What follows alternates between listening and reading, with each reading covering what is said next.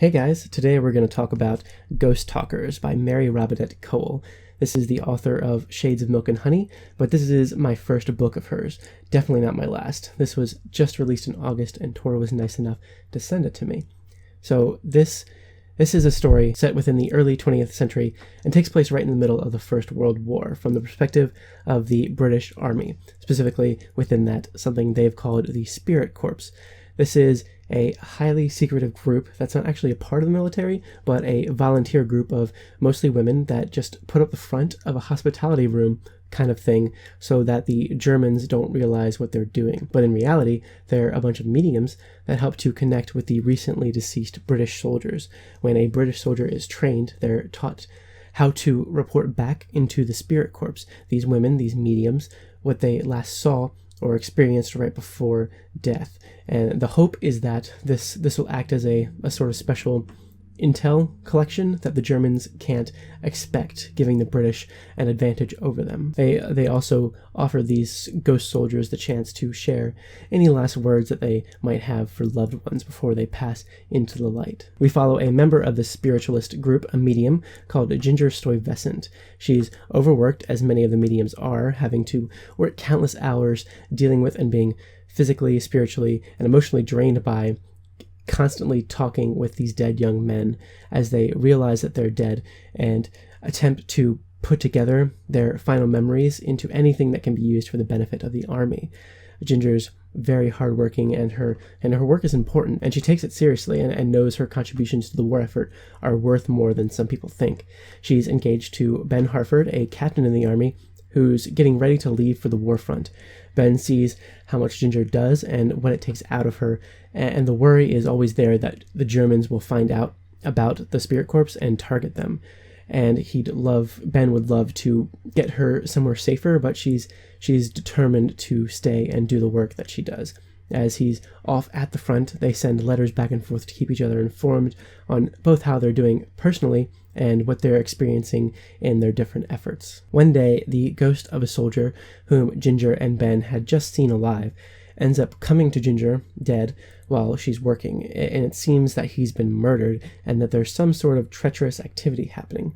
The Brigadier General is generally very dismissive of Ginger and what she does and just all of the mediums in general, but specifically Ginger, thus doesn't really believe the evidence she's gotten from that ghost soldier. As she's figuring out what's really happening, many things begin to happen all at once. Devastating news and the possibility of German interference within the Spirit Corps. Ginger is such a great character.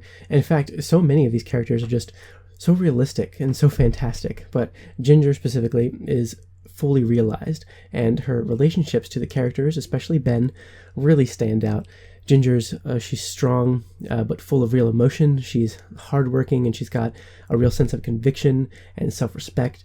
She's funny, and she's caring and compassionate, and she's intuitive. It's fun to read from her perspective and see how she deals with what she deals with. Some of the other characters I really loved. Some of them pissed me off, but they all blend well into this time period. And again, Ginger and Ben, this is a well done romance between Ginger and Ben. You can really feel how strongly they feel for one another as an effect of their conversation and how we see them perceive one another. It's not the main focus, but it's important to both of them as characters, and it works. The story itself is a little predictable.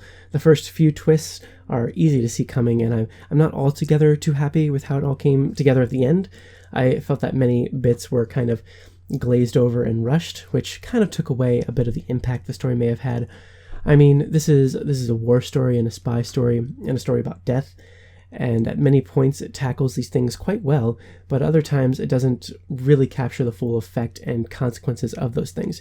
It tries to, but doesn't quite get there all the time. However, the atmosphere of this book was just completely engrossing. I love stories on this time period, and this one captures it so well in the language, in the dialogue, in the scenery, and in the descriptions, especially mixing in that aspect of spiritualism and mediums and ghosts. It really works. For me, I've done a lot of personal research on spiritualism in this time period, specifically related to spirit photography, because I've just studied a lot of things in the history of photography, and I spend a lot of time focused on that time period, and it really goes hand in hand with the time period. It adds a lot, and the way that it's woven into the story and into the everyday lives of these characters, it feels natural, as does Mary Robinette Kowal's writing. It's unobtrusive, but it's got a certain beauty to it, especially in the dialogue. A lot of my favorite bits were the conversations between characters. It brought them to life and just invigorated every scene. I enjoyed her writing so much. I'm absolutely interested in reading more by this author.